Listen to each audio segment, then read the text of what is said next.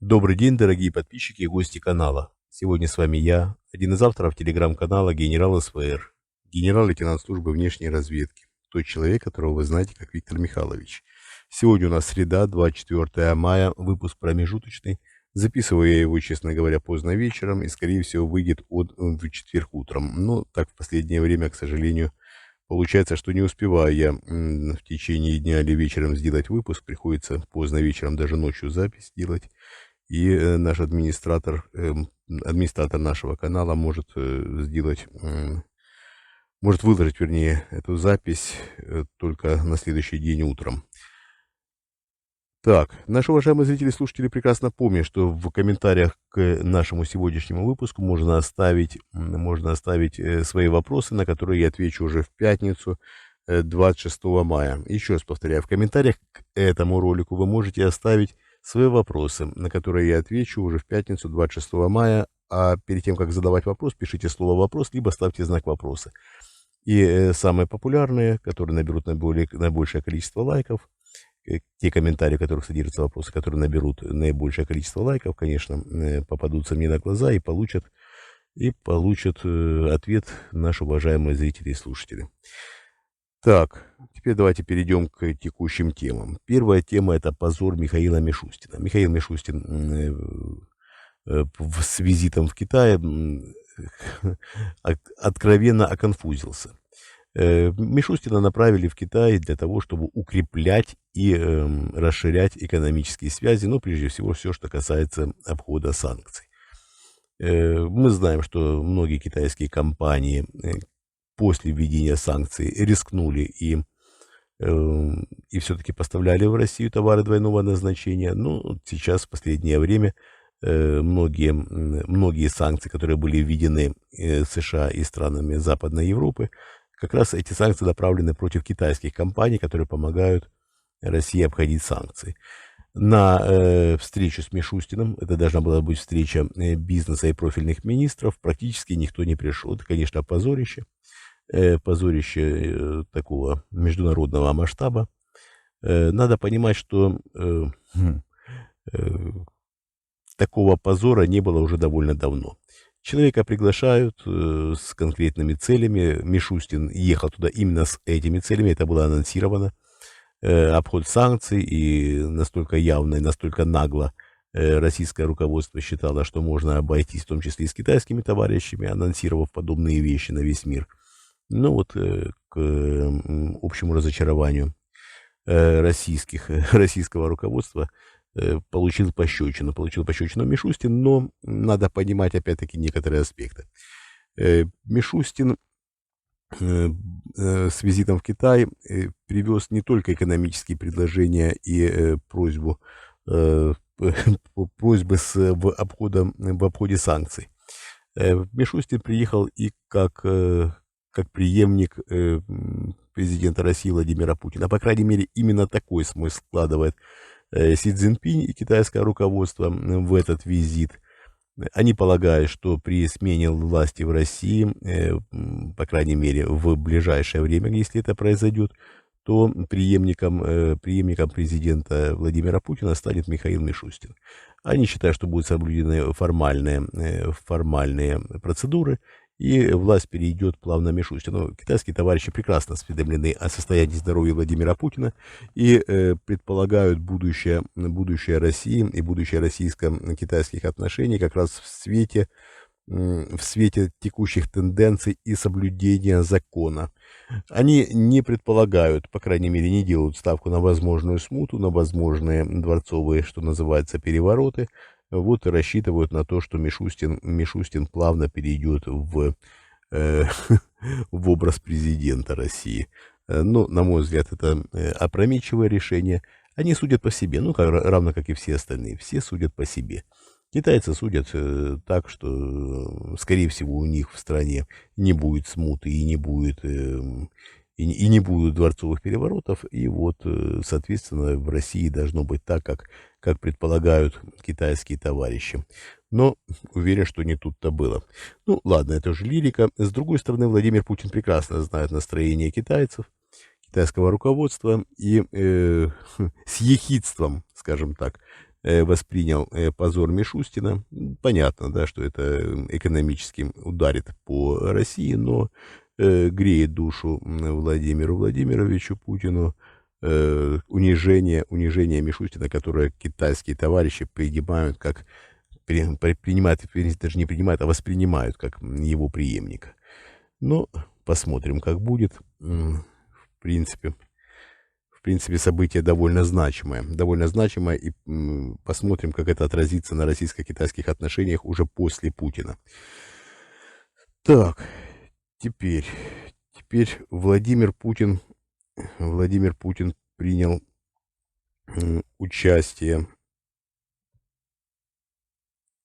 в пленарном заседании Евразийского экономического форума.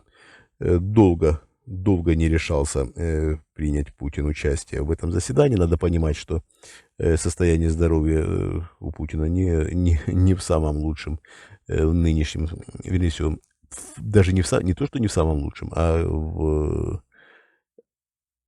плачевном состоянии, скажем так. Да, этого возможно в течение там полуторачасового нахождения, что называется, посидеть на стульчике, в кресле, вернее, удобном. Этого может быть и не заметить, но есть как есть. Путин в течение дня несколько раз обращается к дежурным медикам. В последнее время сильно ухудшилось общее состояние. И Путин надеялся, что можно запустить двойника, но немножко планы сбило личное участие Лукашенко. Лукашенко совсем недавно практически умирающий, мы все прекрасно помним эти фотографии, которые сравнивали с выставкой в музее Мадам Тюссо, абсолютно бледного Лукашенко, который еле сидел, еле говорил. Ну вот, Лукашенко оклемался, надо отдать должное, оклемался и показывает свое недюжее здоровье. Видно, что еще не лучшим образом обстоят дела, но видно, что идет опять-таки на поправку, и довольно бодр Лукашенко. А мы помним, что 9 мая на Лукашенко лица не было, и не мог даже передвигаться самостоятельно, даже 300 метров не мог пройти. Ну вот, как все меняется. У Путина нет таких перспектив.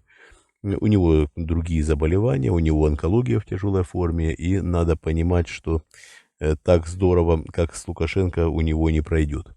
Так вот, Лукашенко принял, по крайней мере, четкое решение лично участвовать. Ну, понятно, да, раз человек прилетел в Москву, значит, будет участвовать лично. Хотя до этого со стороны президента Путина ему была отослана настойчивая рекомендация, я имею в виду, конечно, Лукашенко была послана настойчивая рекомендация не пребывать в Москву и посвятить себя лечению, полностью восстановиться, и уже потом как будем общаться. Но Лукашенко настоял, во-первых, на личных переговорах. Участие это лишь формальность, участие в форуме лишь формальность.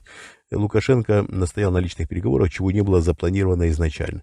Лукашенко сказал, что надо обсудить важные темы, и он прибудет именно с этим посылом в Москву. Откровенно поставил в тупик президента России, и даже накануне еще планировавший выставить двойника для участия в форуме президента России передумал и принял участие лично. Давайте надо, наверное, немножко объяснить, почему Путин принял такое решение. Дело в том, что Путин прекрасно знает Лукашенко. Лукашенко, пойми, что возле него двойник, а он не полный идиот и вполне мог такую ситуацию раскусить. Он обязательно начал бы задираться и пытаться ставить в тупик двойника президента России. Мы с вами видим личный контакт даже выступающего Лукашенко, который, обращаясь к аудитории, в том числе время от времени обращается и то к модератору встречи, то к президенту России, кидая ему реплики, кидая ему некоторые вопросы, и явно мог задеть какие-то струнки, которые могли бы спровоцировать двойника на ошибку и, возможно, даже выдать себя. Зная эти аспекты, Путин, конечно, не рискнул и принял участие лично. С небольшой речью выступил, абсолютно формальная проходная речь, зачитанная по бумажке. ни о чем абсолютно не говорит, и Путин этот тайм отыграл. Да, еще были на форуме, приняли участие в пленарном заседании и Токаев, и Жапаров, но к этим людям в последнее время Путин относится так, с некоторой долей скептицизма, и здесь двойник сыграл бы замечательно президента, здесь Путину было лично участвовать не обязательно. Помешал этим планам, конечно же, Лукашенко. Так, мы уже более 10 минут в эфире. Давайте вернемся к обсуждению тем уже в четверг. Большое спасибо, что были со мной. Мы вас любим, это искренне, это самое главное.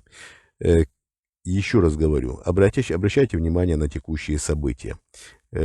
Скоро все будет разворачиваться с очень большой скоростью, и надо будет, конечно, надо будет следить внимательно, что происходит. Мы подошли вплотную, не просто вплотную, а в самую, что ни на есть вплотную, к большим переменам. Нам действительно требуется ваша помощь. Давайте, если у вас есть такая возможность, если есть возможность оказать нам помощь, пожалуйста, окажите. Есть в описании наши реквизиты криптовалютных кошельков. Пожалуйста, оказывайте помощь.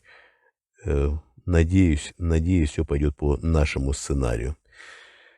Также можно подписаться на наш Patreon и можно подписаться на спонсирование этого канала. Большое спасибо за понимание, за поддержку. Всем огромное спасибо. Всего доброго. До свидания.